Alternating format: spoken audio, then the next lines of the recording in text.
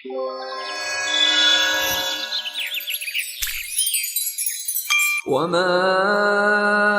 أرسلناك إلا كافة للناس بشيرا ونذيرا ولكن أكثر الناس لا يعلمون. السلام عليكم ورحمة الله وبركاته. أعوذ بالله من الشيطان الرجيم.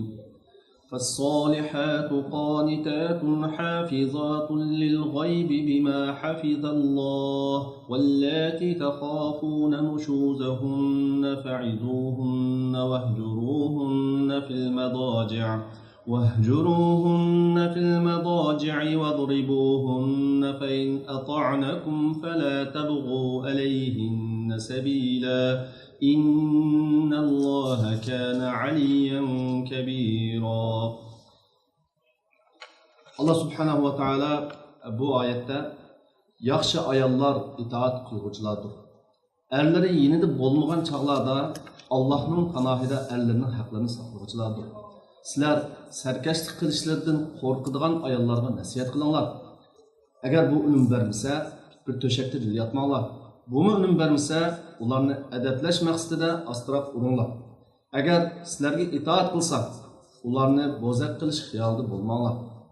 Allah haqiqatan sizlardan ustundir, buyukdir.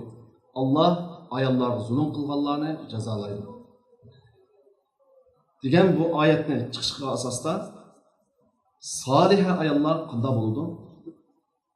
Erlari yenida bo'lmagan chaqlarda Allah'ның fanahida erlerinin haqlarını qanday saqlaydi? Ayette bayan kılınan serkeşlik nime ma'noni ifodalaydi?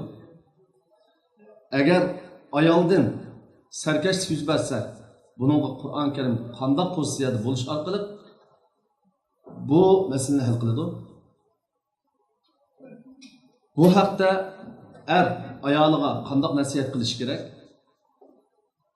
Ayolidan sarkashlik yuz bersa, er qaysi tariqada yotiqini ayiradi? Nasihat qilish, yotoq ayirish qator ishlarga manfaat bermasa, er ayolni qanday adablash kerak? U adablashning chegarasi va o'lchamlari shu. Sarkashlik qilgan ayollarni adablashdagi sabab nimalardan iborat? Qani suhbatimizning davomiga marhamat.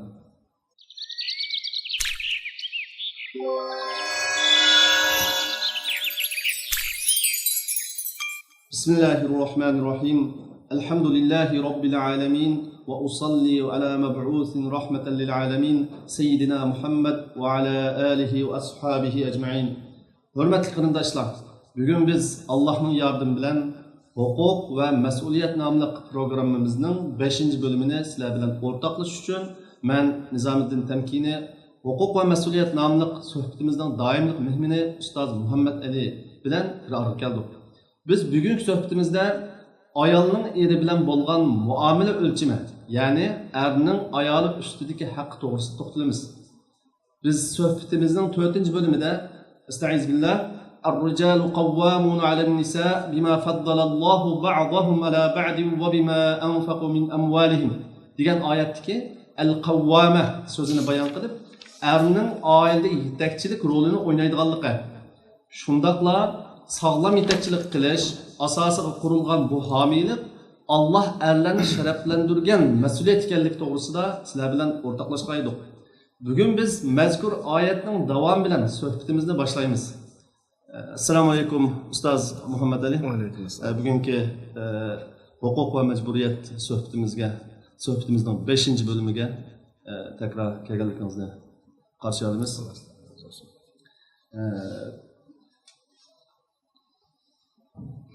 Bugungi suhbatimizda ayolning eri bilan bo'lgan muomala o'lchami, ya'ni erning ayol ustidagi haqqi to'g'risida to'xtalamiz.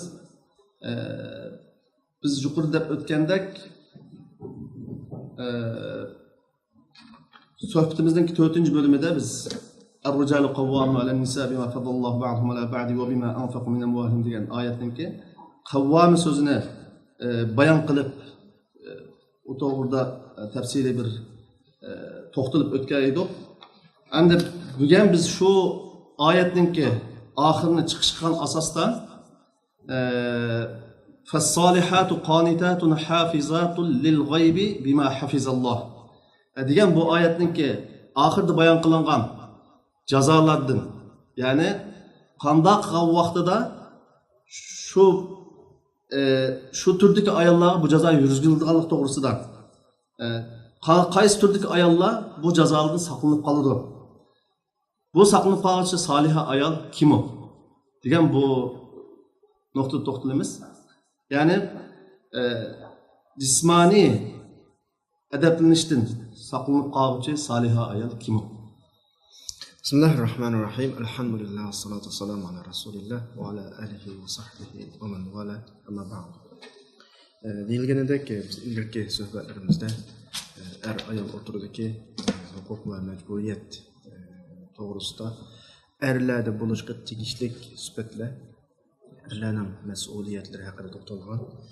Bugungi suhbatimiz shu oilaning bir tarafi bo'lgan ayollar haqida bo'ladi inshaalloh. So'g'an savolimiz shu.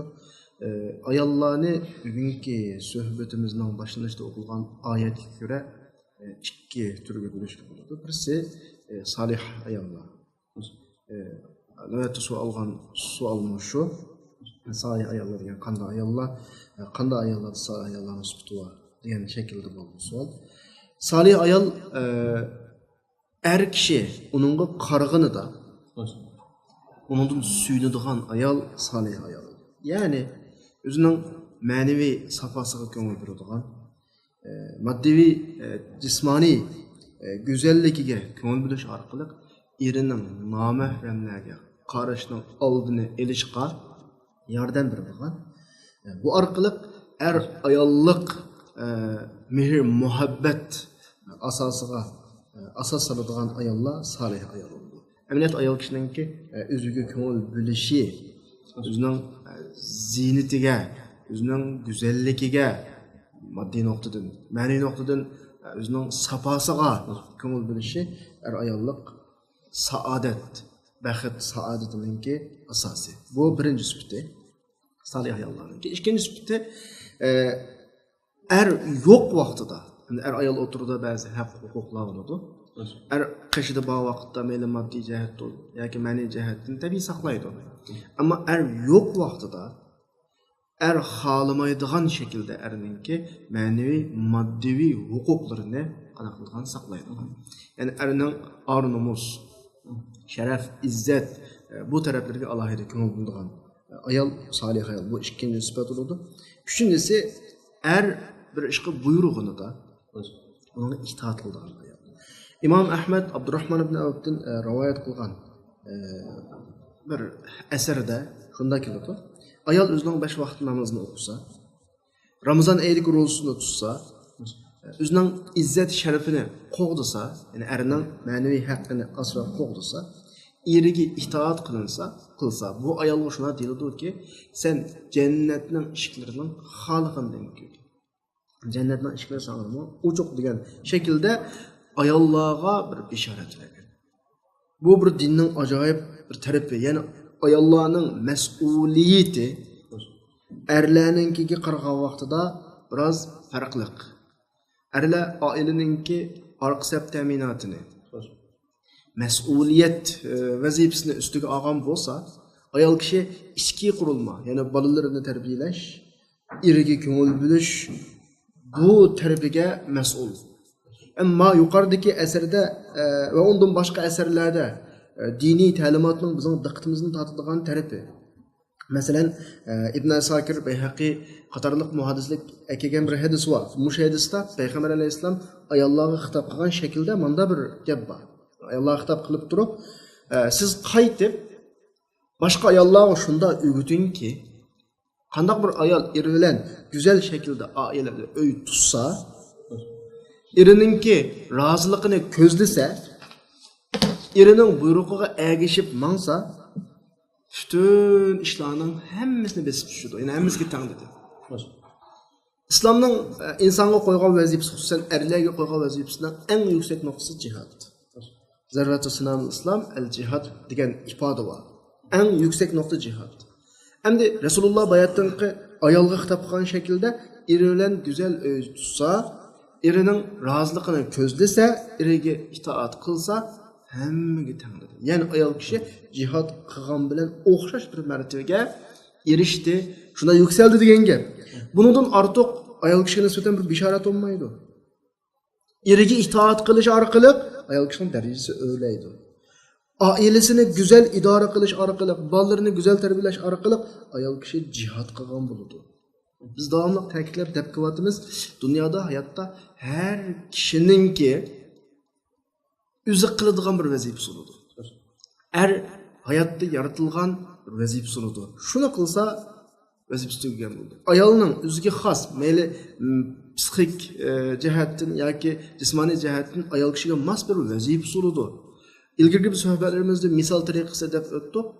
İqtisodlik odamning vazifasi iqtisodiy jihatda xizmat qilish. Kuchli odam kuch jihatda xizmat qilish. Aqli odam aqli bilan xizmat qilish. Shunga o'xshagan erning ayrim xizmat bo'ladi o'ziga mos, ayol kishining o'ziga ayrim bir xizmat bo'ladi o'ziga mos. Ya'ni ayol kishining yuqoridagi shaklda xizmat qilgani o'zining xizmatini qilgani. Bu orqali ayol kishi o'rlab en yüksek bir dereceye. Tamam, bu hazır deganlarimiz masalan bu nazriye hamda buni ayollar kundilik turmushida qanday ko'ralaydi reallik hayotda. Mana shunda bir tushuncha bilan yashagan bir ayol qanday ko'ralishi mumkin? Yani biz bu yerda bu savolga qarata qiz ayol hemşir aytsanlarimizga shunday xitob qilamiz. Ayol kishininki nuqul erini deplan xizmat qilishga arzimaydi. Yoki kishi ayolini deplan xizmat qilishga arzimaydi. Yoki dada bolalarini deb, yoki u yoki buni deb. Yani bu normal bir ahvol. Bu yerda bir yüksek bir nokta var yani. Muhim noktadan birisi. O olsa ayol kishi eriga xizmat qilishni Allohning roziligi, ibodat degan nokta bilan qilish. Belki eri onun ko'nglini ag'ritib qo'ygan. İlahi bir prinsip bağlab turib qilish. Ko'nglini ag'ritib qo'ygan, azarib qo'ygan taraflari var. Uni qayirib turib ilahi buyruq. Yani ilahi bir taraf. Er kishi bu ayol kishi qarta qilgan har ishini bir ayolim deb qilsa arzima, chunki insonlik nuqtasini o'ylagan vaqtda bu ayol kishi bu erdan ayrilishi boshqa erga tegalishi mumkin. Yoki u er kishi bundan boshqa ayollarni yashay olishi mumkin. Ammo bu nuqtani Allohga ko'targan vaqtida, Allah'ın razılığı kötügen vaxtida, ibadet kötügen vaxtida, anlayken mesele başka şekilde mi? Yani ayol kişi iriga qilgan her bir hizmet, her bir itaat, bolalarni tarbiyalash uchun qilgan her bir hizmet bunun nazarida ibadet şekli oldu. Ermiş şu hatta biz ilgirki sohbetlerimizde bunu ta'kidlab o'tdik. Er kishining ayolining eg'iziga sap qo'ygan bir tal yemeklik, bir qo'shiq tomoqning o'zi bir ajr, katta ishda. Shunga biz davomli da'vatimiz islomiy oilaninki buyukligi shuki, Allah er ve ayolning o'ttirida. Er ayolga Allohdan qo'rqib turib zulm qilmaydi. Ayol eriga Allohdan qo'rqib zulm qilmaydi. Er ayoliga Allohni deb xizmat qiladi. Ayol erigimi Allohni deb xizmat qiladi. Bu nuqtada mushu ideya bilan yashagan ayollar bu ideyada g'ayrida yashagan ayolning ahvolini so'ragan vaqtimizda nayt farq aniq chiqadi. Yani o'tirdiki moddiy va ma'naviy tushuncha. Yani moddiy va ma'naviy. Masalan bir ayol deyli, kallasida hech Alloh hukmi yo'q, ibodat hukmi yo'q, oilani bir kelgusi jamiyatning sahiblarini tarbiyalaydigan, Allohni rozi qiladigan bir o'rinda tushunmaydigan ayol, u bir ayol bo'lib sifatida bir oila qurdi. Oila qurgandan keyin o'zi xolisin uning ustiga oilaning mas'uliyati tushadi. O'zi xolisin erining xizmatini qiladi. O'zi xolisin bolalarini tarbiyalaydi, uyni idora qiladi. Buning erishadiğini shu kallasida mush ishni qilishga maqsadlan bo'ladi. Islom adolati mush edi. Undan ortiq bermaydi unga. Chunki uning kallasida shu erining ko'ngli og'rib qoladimi yoki bir oilam bo'lgan ekan, qildim degandan boshqa xiyol yo'q. Bu odatdagi ayol. Endi mu'min, soliha ayol nima desa, o'sha qilgan har bir ish bu qiladi, lekin bu qilayotgan har ishimni kim uchun qilaman? Alloh uchun qilaman. Bu menga nisbatan ibodat. Bu aileden kelgüsüde Yusuf Has Hacip çıkıdı.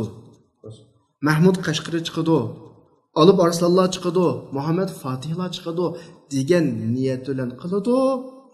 Buning erishig'ini o'sha niyatga qarata bo'ladi. Amaliyotda ikki ayolninki yashash uslubida cho'ng farq yo'q.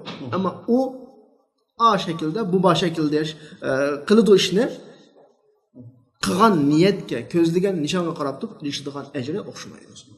Sura Turninki 21-oyatida Allah subhanahu wa ta'ala وَالَّذِينَ آمَنُوا وَاتَّبَعَتْهُمْ ذُرِّيَّتُهُمْ بِإِيمَانٍ أَلْحَقْنَا بِهِمْ ذُرِّيَّتَهُمْ.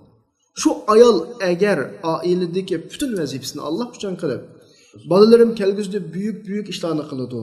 Dinga, vatanga, milletke, zor töhbilerini koşudu diyen niyetle kılgan her bir hizmeti için, balalarının kılgan büyük gözetken töhbilerinin hemmesi ayolının emel defterine birden kana kılındı, hatır. Ayol kişiye bunun birildiğin artık mükafatı yok. Yani ayol kişi bir öyden çıkanmadım go degandek bir ökünüş olmaydı bana. Çünkü o ballar arkalı büyük işlerini kıvatkan bu. Çünkü o Rabbini tunadı. Özünün dünyaya ayol şekilde yaratılış hikmetini tunadı. Özünün vazifesini tunadı. Erige köngül böldü, ballarını terbiyeledi, tutulgan rozusunu tuttu, kıldığın kıyamlarını tuttu. Cennetin ışıkları bu ayolga açıldı. Yani bu ayol öyden çıkmay hem neseder işte. Özünün cennetini öyünün içi dilam kana kıldı, taptı degan gap. Endi yuqoridagi fasolihat qanitatun hafizatun lil g'ayb degan oyatdan ya'ni o'yli yo'q chig'ida o'zini iffetini, erninki izzat obro'yini, pul molini qo'g'daydigan ayol deb tushunsak bo'ladi yani. Yani bununla bir misallarni tushundirish to'g'ri kelib qolsa, ayol kishi irik qashdi bor vaqtda tam nayt isil yani erning izzat, sharafi, obro'yi masalan iqtisodiy hammani xuddi erning qashdi tug'an bo'lg'ach qashda asraydi, bu normal ahvol. Irik qashdi yo'q vaqtida qaramaydigan yerga qaraydi, paranglashmaydiganlar bilan paranglashadi. Ammo solih ayolning farqi nima desa, dal iri boyadimi o'xshash, yo'q yadimi o'xshash. Erining qashdi qaramagan, eri yo'q yadimi qaramaydi. Eri bu vaqtida erining oldida qanchalik xajlaydigan bo'lsa, eri yo'q yadimi shunchalik xajlaydi, erim yo'q deb isrof qilmaydi.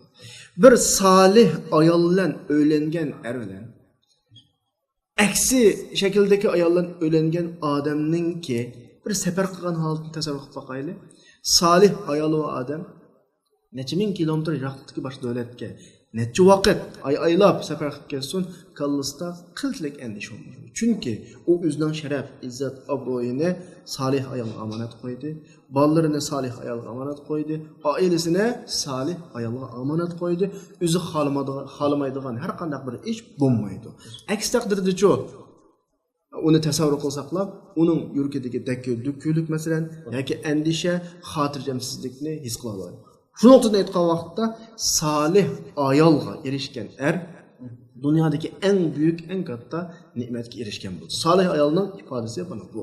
Ya'ni erining oldida va keynida erining saqlashga tegishli barliq huquqlarini qana qiladi, saqlaydi. Alloh razı olsun. Endi bu oyatning davomida Allah subhanahu wa taala yan bir turdagi ayollarniki turini bayon qilib وَاللَّاتِ تَخَافُونَ نُشُوزَهُنَّ dedi. Yani serkeşlik kılışından korkuduğun ayollar tipi qaysi? Yani erninki serkeşlik kılışından korkuduğun ayollarınki tipi qaysi?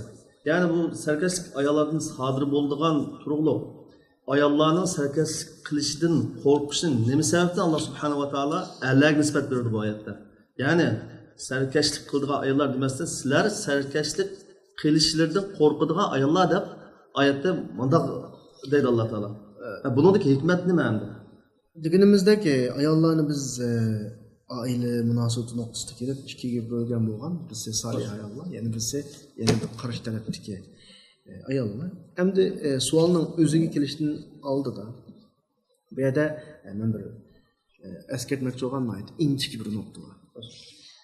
Qur'on bu xil masala chiqishi ehtimoli bo'lgan, yo'ldan chiqib ketish ehtimoli bo'lgan itoatsizlik qilish, oila tartibini buzish ehtimoli bo'lgan ayollarga kelgan vaqtida qo'llangan ifodasi bizni sal diqqatimizni tortadi. Ya'ni qanday desa, ayollar oldin masal chiqsa, manda qilma demadi Qur'oncha. Ayollarning yo'ldan chiqsa, manda qil demadi. Chatoq chiqqan vaqtda manda qil demadi. Nima dedi? Tahafuna nushuzahunna degan ifoda qo'llandi. Bu arabchadagi bu ifoda nima degan gap desa, kishi bir solih hayotga qadam qo'ygan tunji kunidan tortib ziyrak bo'lish kerak. Ayoliga ko'ngil bo'lish kerak. Ayolining har yurish turishi, har gap so'zi, ayolidagi o'zgarishlar buning ko'z oldidan qochmaslik kerak. Ya'ni buning ko'zi ayolining ustida bo'lish kerak. Yani mesele çıkışının aldıdılar meseleni hal qilish uchun otlanish kerak deyapti. Oyatda sizlar ularning yo'ldan chiqib, xatolik o'tkazib, itoatsizlik qilishini ansirgan ayollar degani shu birinchi qadamda meseleni hal qilmoq demakchi. O mesele chiqib, ayol kishi o'tkazgan xatolikni o'tkazib, qiladigan itoatsizlikni qilib, chiqadigan yo'ldan chiqib bo'lganda, mana bunday xatolik bo'pti endi deb meseleni o shaklda yo'qotmay, kuzangli ayollarning ustida bo'lsin. To'y qilgan birinchi kunidan tortib birdan ayollarni tahdid etish kerak, kuzatish kerak. Ya'ni ularni zehningizdan, ko'zingizdan qochirmaslik kerak. Ya'ni bu bir erning ayolga ko'ngil bilish bo'lsa bir tarafdan, yana bir tarafdan nima? Mas'uliyat. Chunki oila o'rtaq qurgan bir qurum. Bu qurumni ayol o'rtaq shaklda qana qilishga qo'llash kerak. Xuddi oiladagi ikkilar, va ayol Allohning nazarida sharaf, daraja, vazifa jihati o'xshash olsunmi? Ammo ayrimninki ariflarninki ikki uçquchisiga o'xshash, ikkilisi ariflarni haydaydigan taqdirdami? Masal chiqqan vaqtda ariflarni qutqizish uchun yuk ma'lum birisi ustiga oladi yukni. Shunga o'xshash oilaning davomlashishi, oilaning saqlanib qolishi buzilmasligi uchun krizis yuz bergan hamon masal chiqqan hamonlar o'zining mas'uliyat maqomiga atilishi, o'zining mas'ulligini darhol esiga olish kerak. Bu nokta erning ko'zini qochsa bo'lmaydi. Yani bizga alayda bir vatgan nokta erga, yani bir türlük aileninki en ahirki yetekçilik mesuliyetini Allah subhanahu wa ta'ala üstümüzge qana qiladi. Aytavatıdı, üstümüzge atıvatıdı. Sen her zaman zirek ol davatıdı. Ayolingning yurish turishlarini her zaman kuzatib tur davatıdı. Mesele yüz birish ehtimoli o'rtaga chiqqan amallam buni tuzash uchun nima izda? Chora izda. Chunki oxirgi mas'uliyat senda, ailening mas'uliyati senda, bolalarning mas'uliyati senda degandek bir xil ifoda beryapti mayada. Tahafuna nushuzahunna degan. Allah razı olsun. Masalan, agar ayolning sarkashlik sodir bo'lganda, elchi qanday qilish kerak? Endi bu savolni biz sizning so'rashingda fa'iduhunna vahjuruhunna fil madaji' wadribuhunna. Yani mana shu 3 nuqtani chiqishgan asosda to'xtalib baqsak. Buni Alloh subhanahu va taolo ayollardan masal chiqib, itoatsizlik ko'rilib, oilaning buzilish qarab mingish ahvoli ko'rilgan vaqtida buni tuzashning 3 xil bosqichliq chora-tadbirini hozirgi oyatning o'zida o'tirib qo'ydi. Buning birinchisi fa'izuhunna. Bunu biz tuz tarjima qilgan vaqtda nasihat deb ham masala yuz bergandan keyin qilinadigan gap so'z degan shaklda tushunamiz, ammo masala bundan büyük yani. Belki fa'izuhunna degani yani ayolning o'tirida bir change, o'zaro tushunish hosil bo'lishi kerak.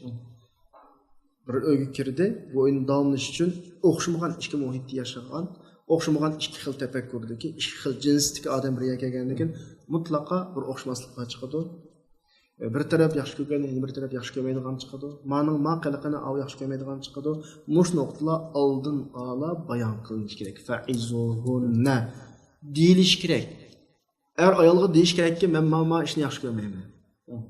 Ma ishni qilmadim deydi. Ayol erga deyish kerakki, mening manda talabim bor. Yoki manda bir ishlarni qilg'im bor. Ma ishlarni qilib beraman. Yoki ma ishlarni qilmang degandek o'zining yaxshi ko'radigan, yaxshi ko'rmaydigan bir taraflarni o'tirib qo'yish kerak. Yoki birisini tushunadigan bir yerga kelish kerak. Bu aile manda aile. Biz bu ailege bir gaybi arzu, xiyal, şirin düşler bilen kirsak olmaydı. Bu aile bizning hayatımızın başlanış noktası. Bu aileden kelgüsü cemiyetin sahipleri olan bizning balalar qanaqalarda yetişip çıkıyordu. Endi bizning resmi hayatımız başlandı. Bunun için ma işler kerak. Bunun için sen mani qilsa, men mani qilma, meni sen ustunga ma uçudu, meni ustunga ma uçudu degandek o'tirda bir suhbat bo'lishi kerak. Yani hayat çöndürülüş gerek, aile çöndürülüş gerek. Ayal erininki müştehatdagi kem taraflarini, karşı tarafga bo'lgan az düşüncelerini to'liqlab mukammallish gerek. Mana bu fa'izuhunna degan oyatning tahdidi. Hech qanday yerda, hatto shariatda, hatto xalqaro davlat qonunlarida qonun chiqarmay turib, kishilarga o qonunni qanday qilmay turib, anglatmay turib, tushuntirmay turib, yo'q, jazolash yo'q. O ayol kishiga sen o'zingning nimani yaxshi ko'radiganligingni, nimani yomon ko'radiganligingni demeding. Xatolik o'tkazsa, aka bilan uni hisob qilish bu bir insofsizlik. Oldi bilan uning qilishga tegishli ishlarni, mas'uliyat majburiyatini deyishing kerak. Ailening tuzumi shaklda ondan keyin hisob qo'ysangmi, taqana qilmaysiz, kechikmaysiz. Shunga birinchi qadam fa'izuhunna. Bu aileningki o'zaro tushunish hosil qilishning birinchi qadami. Demak, ishning dastlabida bir suhbat qurish arayli o'tirsida. Suhbat qurish kerak. Tunji qadamdan undan ya qaydash masalan bizda qaydash deymiz. Tashlab ketish bak ig'ir masala. Bu ayol o'tirsidagi Alloh iroda qilgan, islom iroda qilgan holat intayin bir illi holat. Ayolning o'tirga deymiz-ku, su kirmay deymiz-ku, mana bir holatni istaydi islom bizda. O ularni tashlab ketish, qaydash bak ig'ir jazo bu hatta Qur'oni Karimda ash qiyomat kunisi jon tarozini egizpas qilgan eng ig'ir jinoyatlik odamlarga kalla innahum ar-rabbihim yawma idil lamahjubun. Eng ig'ir jinoyatlik odamlarga Alloh qiyomat kunisi necha odamga qarmaydi? 3 odamga qarmaydi. Bu qaramaslik birdan bir xatolik bilan buni tashlab qo'yish, u bak ikkinchi qadam, undan keyin boradigan ig'ir masala. Hatto buni o'xshagan ahvollar, masalan, shu hozir siz degandek yomonlash, ayol kishi yomonlash sababi bilan farzandlarninki nafsiyatiga ta'sir etadigan bu ishlar kelib chiqishi aniq. O tabii, çünkü ailenin birinci vazifesi farzand tarbiyalash. Kelgusi jamiyatning asosi. Bütün islom qo'yayotgan aile ta'limotining hammasi nima desa, dal farzand masalasi.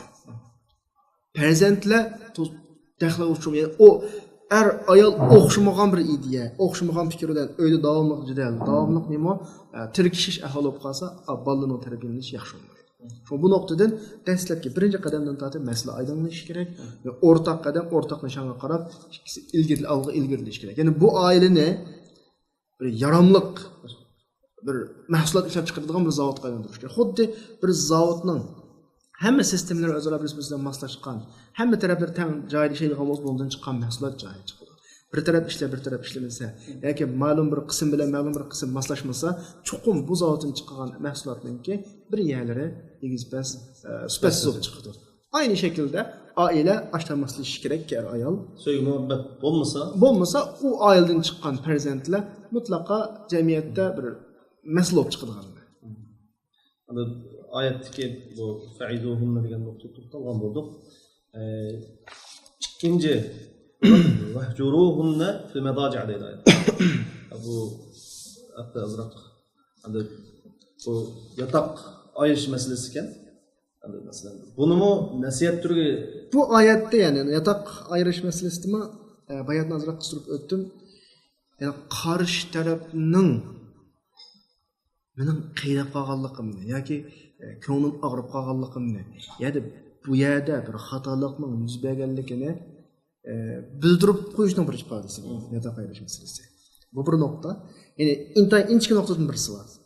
Sizler yatak ayırış degen şekilde ifadeliler Arapça sözünün asli ifadesiga diqqat qilganimizda yani o'rin ayirish. Yetayotgan bir yataqdan ayirish emas, o'rin ayirish. Masalan, arabda g'urfa yoki yerlik tilda oda deb ifodalamaylikni mabja', madaji yatqan o'rinni qana qilish ayirish. Bu nimani ifodalaydi bu shu desa, ya'ni ayol o'tirdiki masala yatak nasıl çıkacak? Yani yatak öyden sirtqa chiqmaslik. Sirtqa chiqmaslik kerak. Ya'ni masalan Yotgan o'rin ayrılsın, qarshi tarafga o'zimizning noroziliqimizni ifodalash uchun. Ayoldan sarkashlik yuz bergan taqdirda masalan shu o'zininki karavotida yotmasdan pastga to'shak tashlab, masalan o'rin ayrılsa bo'ladi. O'rin ayirib ketish bo'ladi. Bu faqat o'rin ayirish nima desa qarshi tarafga norozilik ifodalash shakli. Qaranglar ifodaga, ya'ni uni qaras qurus urush yoki tillash qattiq deyish emas, qarshi tarafga o'zining noroziligini ifodalashning bir shakli. Hatto mushi shaklmi uyning sirtiga chiqib kelsin. Eshikning sirtiga chiqib kelsin. Yataqo'yini tashlab, salonga chiqib yotadigan ishni qilmasin demak. Ya'ni bolalar his qilmasin demak. Bayatni dedik, oiladagi birinchi muhim nokta bolalar. Mesela uyning ichidan hal olsun. Yoki uyning ichidan qolib qolsin. Hal qiladigan masalani shunga hal qilish kerakki, sirtqa chiqarmasin. Chunki bolalar buni bilsa,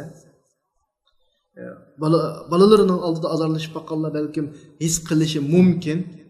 Bolalarining azoblanadigan qalbi, ikkilnish bolalaridagi, ulardagi yuz beradigan ruhiy iztiroblik ajoyib ta'sir qildi. O'qishidan tortib normal o'sib ketish bek ta'sir qildi. Shu boshqa oyatdagi o'rin ayirish ifodasi bizim bu noktada alohida bir diqqatimizni tortadi. Ya'ni o'rin ayrilganki yotoq emas. Uy emas. U o'yin tashlab qaydab chiqib ketish bu oyatdagi masala uni asla qabul qilolmaydi. Eng bildiradigan noroziligimiz shu o'rinni qanaqa qilish. Ammo o'yin tashlab chiqib ketishga bo'lmaydi. Yani yatak oyun taşlab chiqib ketish. Yani balalarga bildirishga bo'lmaydi. O'tirdi yuz bergan azarlik. Masalan, boshqa yana bir yatakqa chiqib, yani masalan, balalar yataqqa chiqib yotgan taqdirda, balalar kallasiga savol tug'ilishi mumkin. Savol tug'iladi, nimda bular ayriladi? Nimda birisi-birisiga qarashmaydi, paranglashmaydi? Mush nuqtalar alohida diqqat qilish nuqta. Allah razı olsun. Endi 3-cü nokta endi oyatdagi vadribuhunna. Bu oyatdagi yani cismani adablash ayol kishini sarkashlik sodirgan vaqtida. Ya'ni vadrib daraba ma'nosi urush degan ma'noni ifodalanadi. Bu oyatdagi vadribuhunna degan bu oyatda endi ko'pchilik kishilar haqiqiy mohiyatini tushunmay shu tarjimasini ham ko'rib, uningdagi hikmat nima sababdan shunda buyurilganligini tushunmasdan bunu xato tushunish sababidan turmushda har xil ishlar yuz beradi. Bu vaqtda azroq to'xtalsak. Endi mushu nurg'un kishilarningki xato tushunchasiga sabab bo'ladigan islomning dushmanlari islomga mushuni tutib olib hujum qilgan bir nuqta. Men bu yerdagi urush masalasida eng oxirgi 3-bosqichda ayollarni uruna degan bu ifodani ikki nuqtadan izohlashni to'g'ri topdim. Birisi prinsip nuqtasidan. Yani birisi urushning shakli va mohiyati maqsadi nuqtasidan. Prinsip nuqtasidan men bir misol elib tushuntiray. Bir kichik boladan birisi va yetim bola, dadasi yo'q, onasi va boshqa kichik qarindoshlari bor. Bu bir do'konda ishlaydi masalan. Yani bir oila shu bolaning topgan oylik puliga qarashli. Agar ishlamasa, oila och qoladi. Bu bola bir xatolik o'tkazdi. Do'konning xo'jayini chiroyliqcha "Ukam, sen xatolik o'tkazding, sen bu yerda tursang bo'lmaydi. Bo'ldi, sen boshqa yerda ishlab" deb bolani chiqarayotgani yaxshimi? Yoki o'tkazgan xatolik qarta buni adablasimi, adablab ma'lum darajada. Buni tarbiyalab qolgani yaxshimi? Har kishi ayolini taloq qilib o'taydi. Ayol kishi biridan biraz üzerinden ben başka demeden toy kılım deb qana qilalaydı, chiqib ketalaydi. Ne qilalaydı bular? Ammo bu yerdagi masala xatolik yuz berdi. Bu xatolikni tuzitib, bu oilani davom qilish, oxiriga olib chiqishmi? Yoki din dushmanlari nima qilgandek ayollar huquqi yoki u bu degandek banolarni qilib, ikkisini ayirib o'tib bir oilaning chulishi. Bunda bir amaliy bo'lgan hikoyadan birisi bor, qissadan birisi bor. Buni qistirishni to'g'ri topdim. Bu amaliy bo'lgan voqealarga men bir yerda o'qigan. Bir kishi to'y qildi. To'y qilgandan keyin ayoli 5 oy atrofida, ya'ni yangi edi yani. Bir mutlaqo bir xatolik bor. Ayol o'tkazgan bir xatolik bor. Endi shu vaqtning o'zida bu ayolning o'tkazgan xatoligi qarata nima ish qilsa oladi? Taloq qilib ta'laydi, hatto uni jazolaydi, rasvo qila oladi. Davlat buni qo'llaydi shu vaqtda, chunki buning haqqi. Qonun buni qo'llaydi, shariat buni qo'llaydi. Ailesi qo'llaydi. Ailesi, ayolning ailesimi hatto navbat kelib qolsa, o'zining qizidan voz kechib bu tarafda turadi. Chunki ayol mutlaqo bir xatolik qanaqa qilib o'tkaztiradi. Bu qanaqa qilibdi? Bu kishi masalani yefibdi yani. Endi u bir oddiy ish emas. Bir kishi bo'lish, bir erlik g'ururi bilan o'ylab boqqan vaqtida o'zi to'y qilgan bir qiz va to'y qilib 5 oydan keyin tug'sa, bu bir aynan erning g'ururi, erlik nuqsini qilgan vaqtda sabr qiladigan ish emas. Ammo Alloh bergan sabr bilan bu kishi sabr qilib yurgapti. Buni maxfiy tug'diribdi. Attigini balani ko'tarib masjidga chiqib, imom namozga turgan paytda buni qo'yib namoz o'qiyotganlarning orasiga kiribdi, ya'ni o'zi namoz o'qib deyapti. Kishilar namozdan beka olib, kichik bolaning yig'lagan ovozini anglab, atrofiga o'lishib, voy bola ekan deb, bu mushu boshqalarga o'xshash bir amni ko'rgan odamdek shaklda kelib, voy bo'ldi, men boqimma bo'ldi deb masjiddan elib, ayolining qo'lini tutqizib, onasining qo'lini tutqizib. Ya'ni jamiyatda o'zining ayolininki, o'sha ayolninki izzat obro'yini qanaqa saqladi, balani o'zining onasini. Hamda bu voqea asli mushbati yo'g'ilib qoldigan voqea. Nimlab o'tirib chiqqan desa, buning bir qo'shnisi, do'sti deymiz. Tushkurab tushdi Rasulullohni ko'rgan. Rasululloh deganki, sen qo'shnangga deb qo'y. Qo'shnang jannatga mening nimam? Amroy. Din bizning adolatni talab qiladi. Har ishda haqqimizni elib, ishni joyida qilish. Ammo ihsonni bakroq talab qiladi. Adolat muhim. Ihson texmi muhim. Muhimi bu. Bir xatolik yuz berishi mumkin. Balam, ayolim, yoki sodadagi bir hamroying shirikim, taloq qilib, balangga qattiq tegalaysa, yuz bergan xatoliklardan ayolingni taloq qila olaysa, billa ish qilayotgan hamroyingni qanaqa o'talaysa, ajr tutalaysa. Bu oson. Uruplar masalani hal qilmoq oson. Ammo muhim bo'lgani isloh qilish. O'ng'ishlash masalasi. Buningda intayin büyük ajr va agar mush shaklda ayolga muomala qila olganlarga Rasulullohning shu odamning tushida bergan balligh jarak annahu rafiqi fil jannah. Qo'shnangga deb qo'y, u mening jannatdagi nima? Hamroyim degan bishoratni olsa bo'ladi. Ya'ni prinsip jihatdan, ya'ni gapning asliga qaytsak, urush masalasi oilani saqlab qilish uchun qo'llanilgan bir vosita. Bu bir prinsip nuqtasidan. Hamda urushningki shakliga kelsak, bu yerdagi butun mufassirlarning hammasini tafsir qiladi.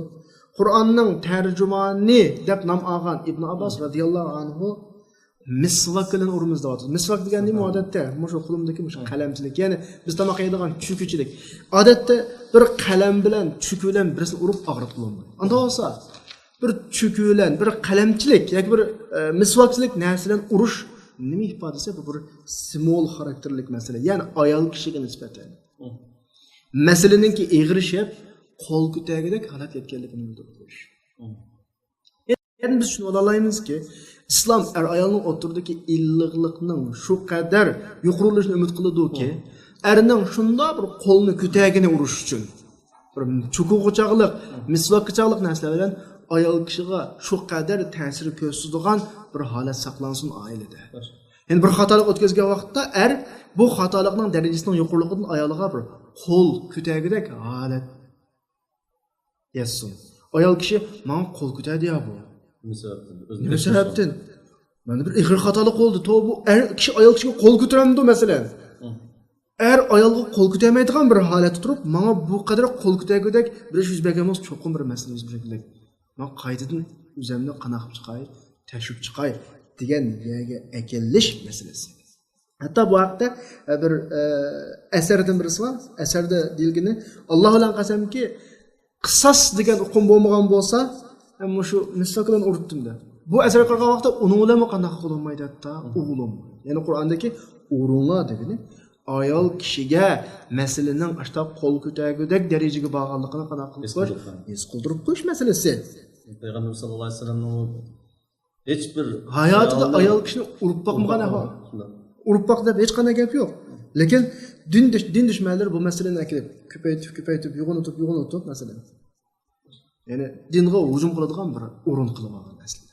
Aslida rasmiy ayol kishini xorlaydigan kishilar shu. İslam bu kadar holatni gap bo'lgan gap yani. Shu darajalikki er ayol o'tiradigan muhit holat illiqlik shu darajadaki ish yo'g'nab eng oxirida chidam xudoyaga bo'lgan vaqtda ayol kishiga faqat o'zining qo'l ko'targanligini bildirib qo'yish. Yani urush maqsadi yo'q asli. Yani uningga zarba berish, alam berish emas. Chunki bir cho'qi bilan bir ne tozalaydigan bir misvak bilan urush nima gap endi bu? Yani o'g'illamdi misvak bilan masalan o qanchalik og'riydi masalan? Masala qarshi tarafga masalaning o'g'idek darajaga yetdi. Sen diqqat qil degan bir ifodani qo'yishdi. Ya'ni demak, diyalog qurish, ayol bilan suhbatlashish, nasihat qilish, yotoqda yotadigan yerni yotoq uyida, yotadigan yerni ayirish orqali norozilikni ifodalash va yuqoridek kishiningki eng yuqori chekka bir qo'l ko'targandek darajaga yetib qolganligini bildirish mana bu tuzashninki qadam bosqichidir. Bu yerda yana eng oxirida muhim ta'kidlab qo'yilgan nuqta prinsip. Xo'sh. Ishni prinsip bo'yicha qilish adolat.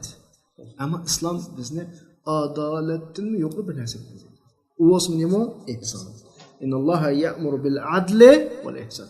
Sana belgilengen prinsip bo'yicha qilsang adolat bilan qilgan bo'lsa, ammo uni bir qator yani paslatib, uningdan yuqori shaklda, masalan, o'tadigan yerda o'tab, xatolarni kechiradigan yerda kechirib, texim yaxshi qilib kelsang, bu nim bo'ladi? Ihson. Ya'ni albatta ayoli erga, ayoliga ihson qilish eng haqli kishilarni yani. Eng haqli kishilar. Chunki er bilan ayol bir-biriga nisbatan hatta bundan başka her qanday odamdan yaqin. Mayli er ayolga nisbatan, ayol erga nisbatan boshqalarga echilolmaydigan darajada bir-biriga qana qiladi, echiladi. Undan keyin hayotdagi eng yaxshi odamni bu. Undan keyin eng yaxshilik, eng ihson, eng go'zal muomala er ayolga, ayol erga qiladigan muomala. Xo'sh, bu yerdagi urushni rasmiy urush deb tushunmaymiz. Buni bir simbol xarakterdagi yani meseleninki yuqori darajaga yetganligini bildirib qo'yish uchun qilingan urush ifodasi. Shunga boshqa Ibn Abbos radhiyallohu anhuninki bu misvak bilan urush degan tafsiri bu nuqtadan kelgan edi. Urushga oshib qolsa rasmiy urush degan misvak bilan bo'lmaydiganki, mushlan saladi, tastaklan saladi yoki qaltak tayoqlarni bir misvak. Bir misvak degan shu 10 sm kiloga emas. Bu bir odam misvak bilan silish bir chivin chaqqanchilik ish emas. Yana bir simbol xarakterlik norozilik ifodalash shekli. Ana biz mana shu muhojirat yashash jarayonida ba'zi qarindoshlarningki yuqorqi oyatni chiqish qilib turib, "Men gap ham bo'ldi, menga til uzatdi, yo meni tilladi" degan chiqish qilib turib, ayollarni hatto ko'zlarini ko'katib, yuzlarini ko'katgan qadar uyg'on ahvolga shohid bo'ldik. Hatto masalan men ko'zim bilan ko'rdim. İşxanaga keldi. Shunda ayollar, erim falancha mush darajada o'da bilib qilinglarsizlar. Shaqatib kelib, nasihat qilib qilgan bo'ldi. Mushunda ahvolimi jamiyatimizda bor mavjud. Demak, yuqorqi oyatni o'z mohiyati bilan tushunmaganligining sababi bilan shunga o'xshagan ishlar kelib chiqadi. Ana shuning bilan birga yana bir nima so'zsam sizdan men. Masalan, Allah'ninki haqidan bo'lgan masalan ko'p nikoh bo'lish, ya'ni ko'p xotinlik bo'lish haqqi Qur'on Karim e'tirof qilgan, Payg'ambar sollallohu alayhi vasallam sunnatlarida bayon qilingan sharoiti, imkoniyati yorvagan erlarninki birdan boshqa ayollarga o'linish haqqi bor. Buni ayollar e'tirof qilsin, qilmasin, bu erlarning haqqi. Qur'on Karimdagi hukm, hadis sharifdagi hukm. Endi mashinaga o'xshagan ishlarga ayollar har qanday norozilik bildirdi. Besh namozni o'qib, tahajjudni o'qiydigan ayollarmi norozilik bildirdi. Endi buning o'zi nima? Biz shu sarkashlik turiga, itoatsizlik turiga kirgizish mumkinmi? Endi sizlar degan muhojiratdagi qarindoshlarimizning orasidagi er ayollik ba'zi azarlıqlar, vasiyatlar, o'til qilingan vahshiyona birisiga ig'ir aziyat yetkazishlarga nisbatan la havla va la quvvata illa billah deyishimiz to'g'ri keladi. Ya'ni muhojiratdagi ayollik havası normaldan eşip keteglik. Yani onu normal ayollik havası degilolmaydı. Biz yukarıda düşündüğümüzde İslam bizden talep kılgan ayollik muhiti unda olmaydı. O kapakını köketiş, yüz gözünü köketiş erler tarafından. Yani ayollar tarafından ağır derecedeki itaatsizlik bu asla ve asla bir ailenin karakterine uygun gelmeydi karşıda. Bir Müslüman ailenin karakteriga unda ailede ne illik muhit ne salih perizlerin netice çıkmaydı.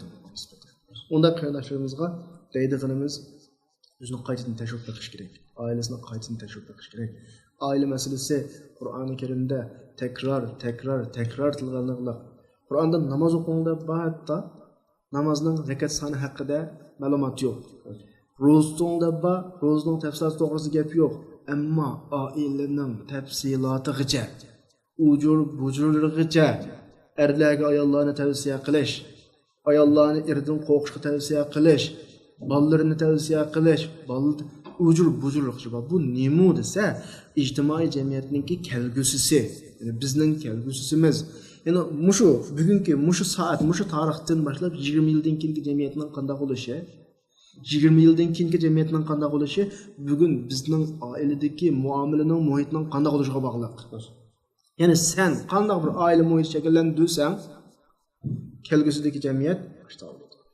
Kelgusi jamiyatning qaqshigan har bir qaqshash, yuz bergan har bir salbiyat sening bugungi oilangda qilgan har bir nachar yoki yo'ldan sirt muomalang tufaylidan bo'ladi. Kıyamet günü sen oylamagan cinayetler aldığın keledi, tağdek cinayet aldığın keledi. Ben kaçan işlegen boğaytım deyip kalırsa, sen özden bilmen işlegen boğaysa. Kıyamet günü tağdek ecirle, katı nimetle aldığın keledi. Ben kaçan kıgan boğaytım bu işin deyse, ailemdeki güzel muamele ve addi bir yaşlılık olan açtan nimet gelişim. Şu an kardeşlerimizle deydiğen artık. Gepimiz yok ama tekilmek çoğunumuz, ailede olsun. To'g'ri, tushunishlik. Navbatda muhojiratda hamma bilan bir xil titirgan holatda vatandan bo'lgan aloqamizning uzilishi, urug' tuqqanlarimizdan bo'lgan aloqamizning uzilishi, kelgusimizning qorong'ulishi, bizni iqtisodiy manbaning kesilishi, iqtisodiy jihatdagi ahvolimiz nacharlashishi, oilaning mas'uliyati bo'lish bilan erlarni bir jihatdan sal jiddiylashtirsa, yana bir hamroh bo'lish bilan ayollarni jiddiylashtirib o'ziga loyiq shaklda. Ermu bu cihette ciddileşiklik, ayalmu ciddileşiklik.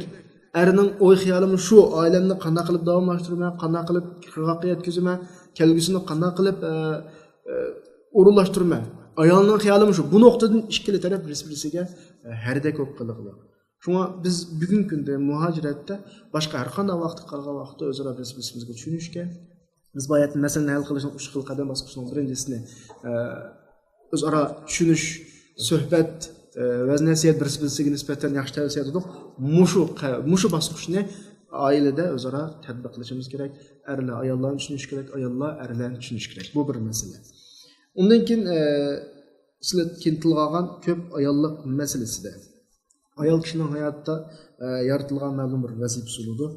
Shuningga yarasha yaratilgan ruhiy va jismoniy jihatda nurg'un alohidlikka, nurg'un bir hozirlik quriladi.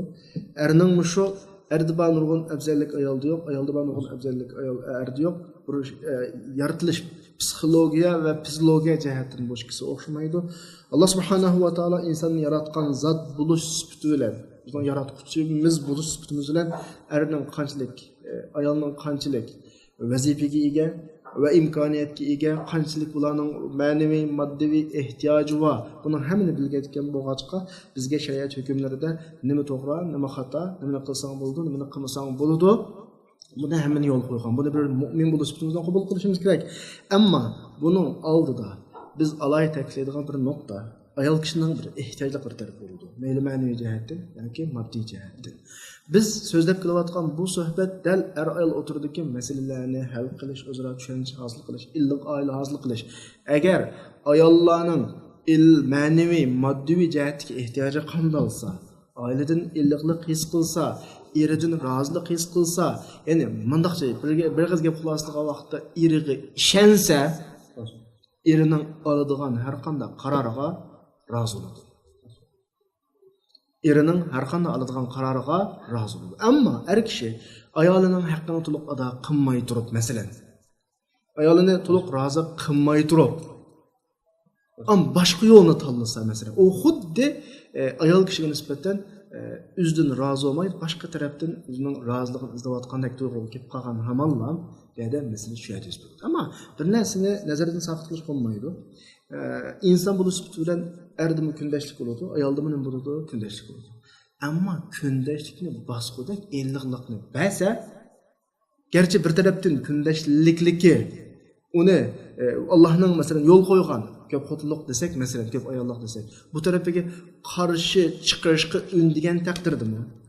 İridin kögen yaxşılık, iridin kögen adillik, iridin kögen illiqliqning yoki erininki har qanday bir ishni qaro qilsa, masalan, yana bir oilani ko'paytirishni qaro qilgan taqdirdami, chuqum aqlona qaror qila oladiganligiga, mushu oilani zoya qilmaydiganligiga va yana bir oilani zoya qilmaydiganligiga, nima ish qilsa ikki oilaninki yoki shu ayol yoki bolalariningki yaxshiligini ko'zlab qildiganligiga ishonsa, o'zining ruhiy jihatdagi, psixik jihatdagi kundashligini qayrib qolib turib, icheri ko'rinadi.